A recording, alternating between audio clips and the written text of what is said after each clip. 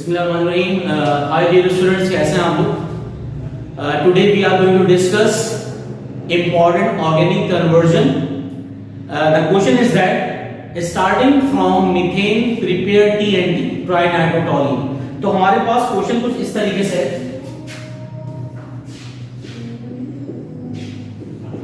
Starting from methane, that is CH4, prepare TNT ट्राइनाइट्रोटोलीन. तो हमें starting करनी है मीथेन से, प्रिपेयर करना है TNT. ये सबसे ज्यादा इंपॉर्टेंट ऑर्गेनिक कन्वर्जन है और ये ना सिर्फ with respect to inter paper बल्कि एप्टीट्यूड टेस्ट प्रिपरेशन के लिहाज से भी इंपॉर्टेंट है, क्योंकि हम लोगों ने ज्यादातर जो रिएक्शन पढ़े वो सिंगल स्टेप, 2 स्टेप या 3 स्टेप पढ़े होंगे, लेकिन यहां पर हमारे पास टोटल 9 स्टेप्स इन्वॉल्व हैं from methane to TNT conversion. तो सबसे पहले हम लोग स्टार्टिंग करते हैं कि भाई पहले हम लोग बनाएंगे मीथेन से इथेन, पे इथेन से बनाएंगे इथीन, पे इथीन से बनाएंगे इथाइन, फिर इथाइन से बनाएंगे बेंजीन और बेंजीन से हम लोग बनाएंगे इसके बेंजीन डेरिवेटिव्स. तो नंबर 1 हम इसके सॉल्यूशन की तरफ जाते हैं. तो हमारे पास इनिशियली नंबर 1 क्या चीज गिवन है? हमारे पास इनिशियल गिवन है methane.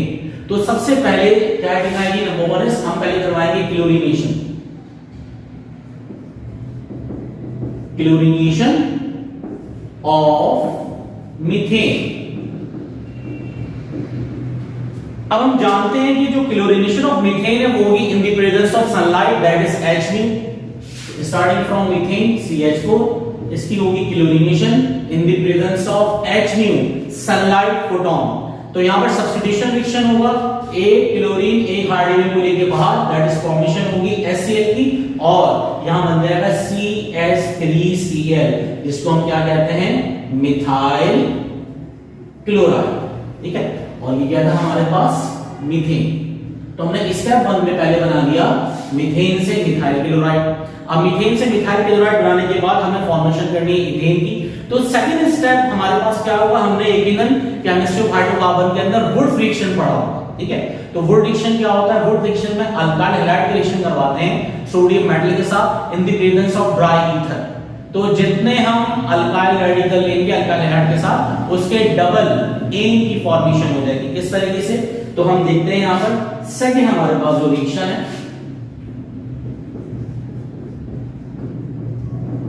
Would reaction. Would reaction में हमारे पास लास्ट जो प्रोडक्ट था, पहले था मिथाइल क्लोराइड, तो मिथाइल क्लोराइड लेंगे CH3Cl, इसका रिएक्शन करवाएंगे सोडियम मेटल से in the presence of dry ether use as a solvent. तो यहां पर दोनों के 2-2 मोल्स होंगे, 2 moles of methyl chloride and 2 moles of sodium chloride. Sodium reacts with chlorine to form 2NaCl. तो यहां फॉर्मेशन हो जाएगी किस चीज की? NaCl की फॉर्मेशन हो गई. अब यहां पर 2 मिथाइल रेडिकल बच गए, तो ये फॉर्मेशन कर लेंगे इथेन. तो हमने मीथेन से फॉर्मेशन कर ली किस चीज की? इथेन. अब मीथेन से हमने इथेन की फॉर्मेशन कर ली है. इसके बाद अब इथेन से बनाना है हमें इथीन. तो अब इस इथेन की क्लोरीनेशन करवाएंगे. तो थर्ड रिएक्शन हमारे पास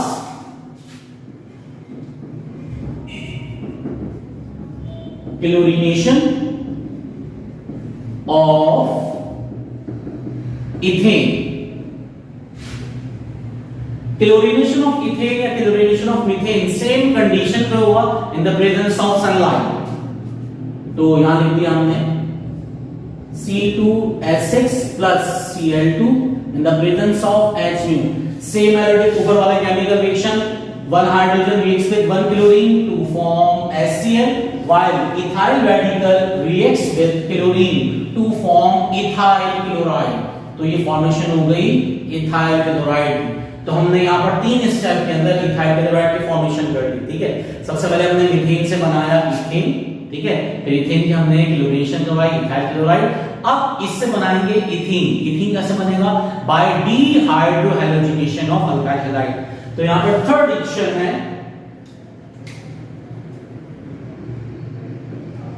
by dehydrohalogenation of ethyl chloride, that is RS, alkyl halide लिख सकते हैं, तो ये ले लिया हमने इथाइल क्लोराइड। डी का मतलब होता है रिमूवल, डी का मतलब रिमूवल, डी है रिमूवल नेगेटिव। कौन रिमूव हो रहा है? एक तो रिमूवल हो रही है हाइड्रोजन की और दूसरी रिमूवल हो रही है हैलोजन की। डी हाइड्रो हैलोजिनेशन, वो तमाम केमिकल रिएक्शन जिसमें at a time alpha carbon से functional group that is halogen atom और बीटा कार्बन से हाइड्रोजन रिमूव हो जाए तो ये रिएक्शन कहलाते हैं बीटा एलिमिनेशन रिएक्शन। यहां पर फॉर्म करेंगे डी हाइड्रो हैलोजिनेशन। तो हमारे पास इनिशियल प्रोडक्ट क्या था भाई? ये जो प्रोडक्ट हमारे पास इथाइल क्लोराइड, यहां फॉर्मेशन होगी रिएक्टेंट की CH3 CH2Cl, रिएक्ट करेगा KOH अल्कोहलिक के साथ, अल्कोहलिक, ठीक है। तो यहां पर दो कार्बन एटम है, एक ये अल्फा कार्बन एटम, दूसरा क्या है? Beta carbon atom. Alpha carbon atom से फंक्शनल ग्रुप की रिमूवल होगी और बीटा कार्बन एटम से हाइड्रोजन की। फंक्शनल ग्रुप कौन है यहां पर? क्लोरीन। तो क्लोरीन रिएक्ट कर जाएगा, KOH फर्दर ब्रेक होगा K और OH के अंदर, K रिएक्ट करेगा Cl के साथ, फॉर्मेशन होगी KCl, ठीक है। और सेकंड जो बीटा कार्बन से हाइड्रोजन निकला वो रिएक्ट करेगा OH के साथ, फॉर्मेशन होगी वाटर की। अब एक वैलेंसी फ्री इस कार्बन की CH2 बन गया यहां पर, CH2 सिंगल बॉन्ड CH2। अब दोनों कार्बन की एक एक वैलेंसी फ्री, जब दोनों कार्बन की एक एक वैलेंसी फ्री है तो यहां पे अनसैचुरेटेड प्रोडक्ट बनेगा और डबल बॉन्ड की फॉर्मेशन होगी व्हिच इज कॉल्ड इथीन। तो हमने यहां पर लास्ट इथीन की फॉर्मेशन कर ली, ठीक है। अब इथीन की फॉर्मेशन करने के बाद हमें यहां पर इसकी करवानी है हैलोजिनेशन ताकि हम इथाइन की तरफ जाएं। तो फोर्थ रिएक्शन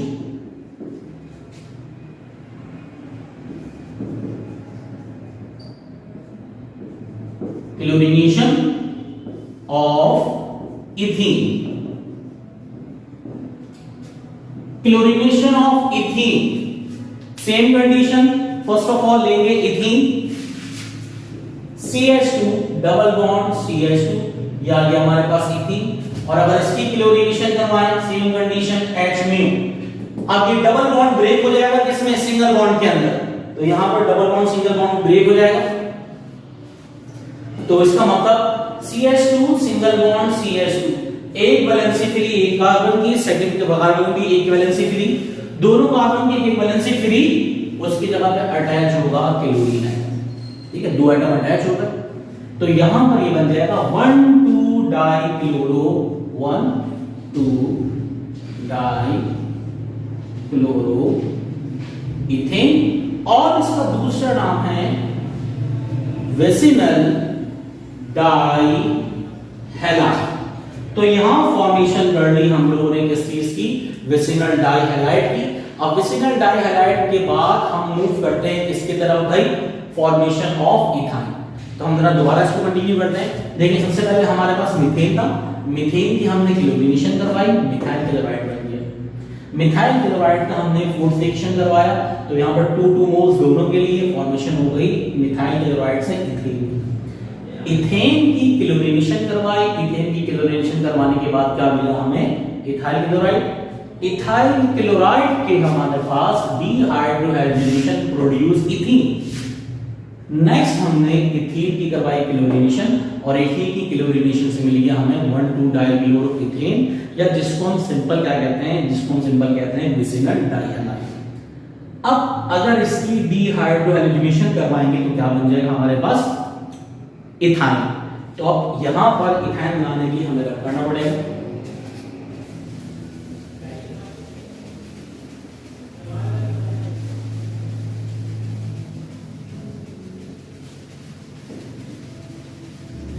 तो हमें स्पेस चाहिए, उम्मीद है कि यहां तक आप लोगों को समझ में आ रहा होगा। नेक्स्ट हमारे पास जो है, हमारे पास अब लास्ट प्रोडक्ट क्या बचा है? हमारे पास लास्ट प्रोडक्ट बचा है विसिनल डाइहैलाइड, ठीक है। तो हम लेंगे विसिनल डाइहैलाइड, फिफ्थ ये रिएक्शन हो गया फिफ्थ। इसकी करवाएंगे D hydro halogenation of vicinal die halide, D hydrogenation of vicinal die halide. अब देखिए सबसे पहले लिखेंगे vicinal die halide, CH2 single bond CH2, chlorine chlorine, यहां पर लेंगे 2KOH अल्कोहलिक, ठीक है। सेम एसिड KOH ब्रेक हो जाएगा, एक क्लोरीन अल्फा कार्बन फिर हाइड्रोजन, फिर ये फिलिंग अल्फा कार्बन क्लोरीन एक हाइड्रोजन, दो क्लोरीन मूव होंगे, दो पोटेशियम, फॉर्मेशन होगी 2KCl प्लस सेम एसिड दोनों कार्बन से दो हाइड्रोजन की रिमूवल और दो हाइड्रोक्सिल, फॉर्मेशन किसकी होगी यहां पर वाटर की, तो 2KCl और दो वाटर की फॉर्मेशन हो गई। यहां पे हाइड्रोजन रिमूव हो चुका है, क्या बचा CH सिंगल बॉन्ड CH।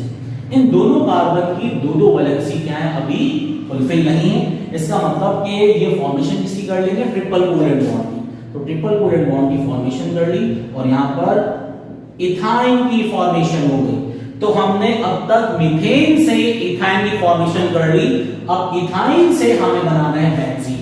तो एक दिन अब हमारे पास नेक्स्ट स्टेप क्या है, sixth reaction, polymerization of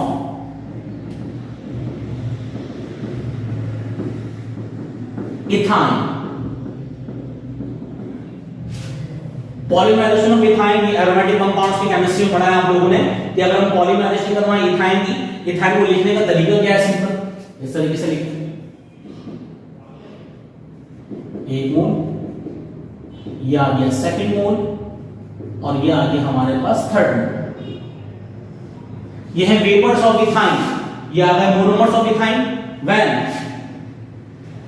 ethyne is passes over red hot copper tube in the presence of organonickel catalyst. When vapors of ethane is passed over red hot copper tube in the presence of organonickel catalyst, as a result तमाम ethyne के single single bond break होंगे। देखिए भाई CH ये double bond CH single bond break, ये CH double bond single bond break, ये CH और ये double bond single bond break. अब हर कार्बन की एक इक्विवेलेंसी फ्री, ठीक है, हर कार्बन की इक्विवेलेंसी फ्री, तो ये अल्टरनेट डबल और सिंगल बॉन्ड की फॉर्मेशन हो गई। ये एरोमेटिक कंपाउंड है, इसमें अल्टरनेट डबल और सिंगल कोवेलेंट बॉन्ड पाए जाते हैं और इसमें 6 कार्बन एटम है, इसको हम क्या कहेंगे बेंजीन, ठीक है। तो यहां पर बेंजीन की फॉर्मेशन कर ली हमने स्टार्टिंग फ्रॉम मीथेन से। अब हमें बनाना है TNT, ठीक है, तो बेंजीन बन गया, बेंजीन में TNT बनाने के लिए पहले टॉलिन बनाएंगे, फिर टॉलिन की नाइट्रेशन करवाएंगे, फॉर्मेशन किस चीज की हो जाएगी TNT ट्राइनाइट्रोटॉलिन या 2,4,6 ट्राइनाइट्रोटॉलिन। अब यहां पर नेक्स्ट हमारे पास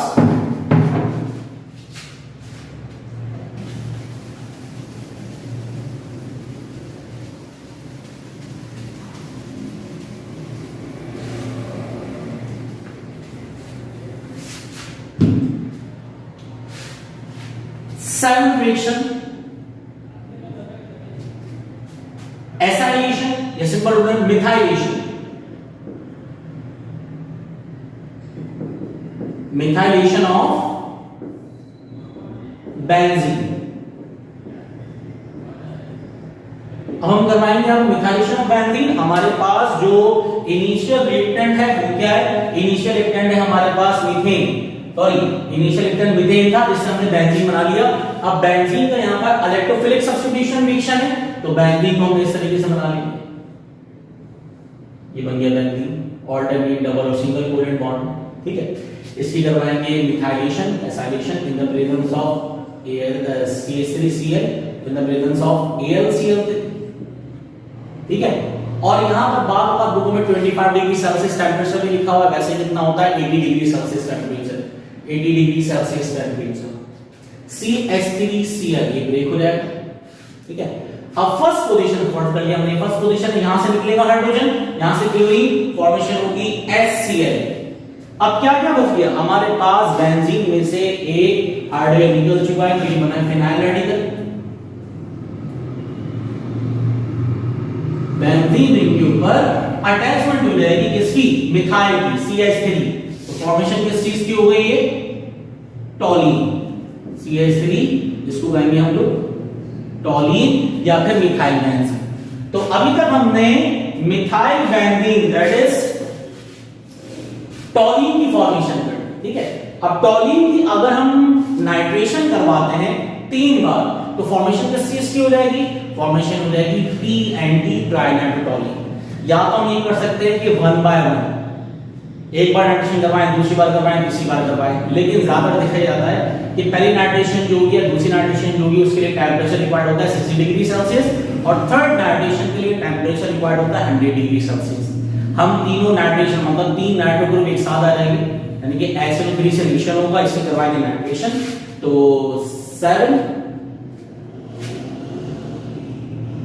8 अब हमारे पास 1 2 3 4 5 6 7 8 रिएक्शन होंगे, ठीक है। तो यहां पे करवाएंगे नाइट्रेशन। नाइट्रेशन भी इलेक्ट्रोफिलिक सब्स्टिट्यूशन रिएक्शन है। यहां पर हमारे पास इनिशियल टॉलीन,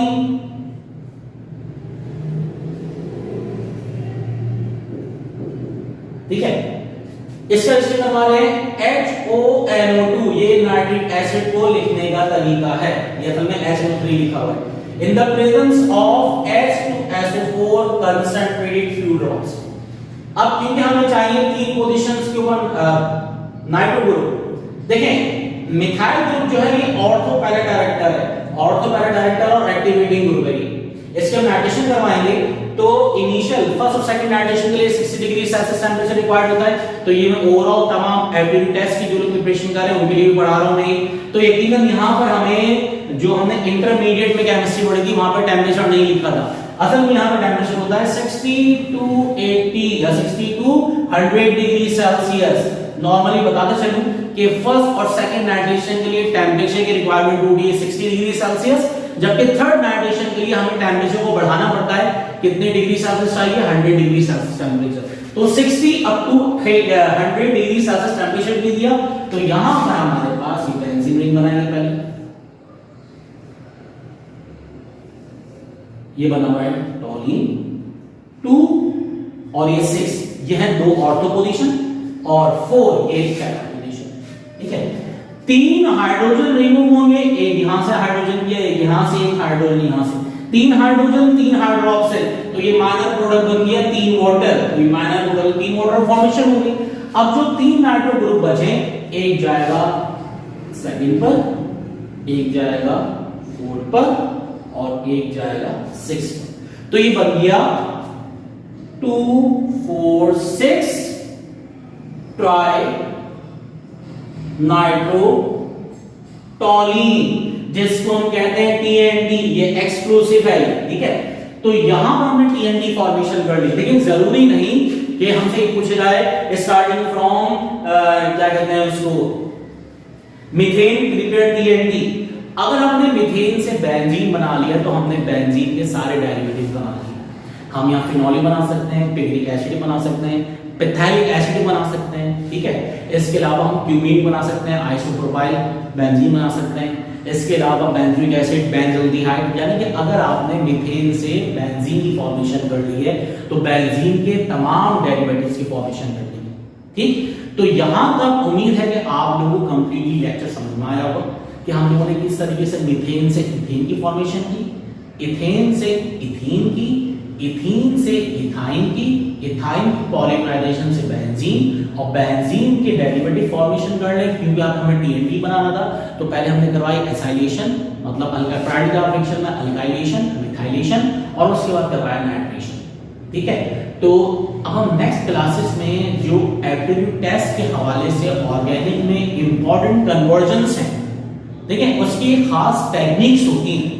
वो खास टेक्निक्स क्या है कि हम किस तरीके से, मतलब चैप्टर नंबर 7 हाइड्रोकार्बन से अल्केन से स्टार्ट करें और कहां लेके चले आए, हम लेके चले आए कार्बोक्सिलिक या ईस्टर की तरफ, यानी अल्केन से अल्कीन, अल्कीन से अल्काइन, अल्काइन से अल्काइल हैलाइड, अल्काइल हैलाइड से अल्कोहल, अल्कोहल से एल्डिहाइड, फिर वहां से कार्बोक्सिलिक एसिड, फिर कार्बोक्सिलिक बन गया तो ईथर ही बन जाएगा, ठीक है, आपके पास ईस्टर बन जाएगा, तमाम चीजें बन जाएंगी। तो हम नेक्स्ट क्लासेस में सबसे ज्यादा सिंपल ट्रिक्स समझेंगे कि what are the simple tricks to convert organic compounds और सिंपल वर्ड में हम लेंगे एक एलिफैटिक हाइड्रोकार्बन और एलिफैटिक हाइड्रोकार्बन को एरोमेटिक के अंदर और डिफरेंट ऑर्गेनिक कंपाउंड में कन्वर्ट करने का मेथड सीख लेंगे। उसकी बकायदा प्रॉपर टेक्निक्स होती हैं। तो इंशाल्लाह हम नेक्स्ट क्लास में ये करते हैं। जब तक आप लोग स्टडी करें और घर में सेव हैं तो इंशाल्लाह नेक्स्ट क्लास में मुलाकात होगी। टिल देन अल्लाह।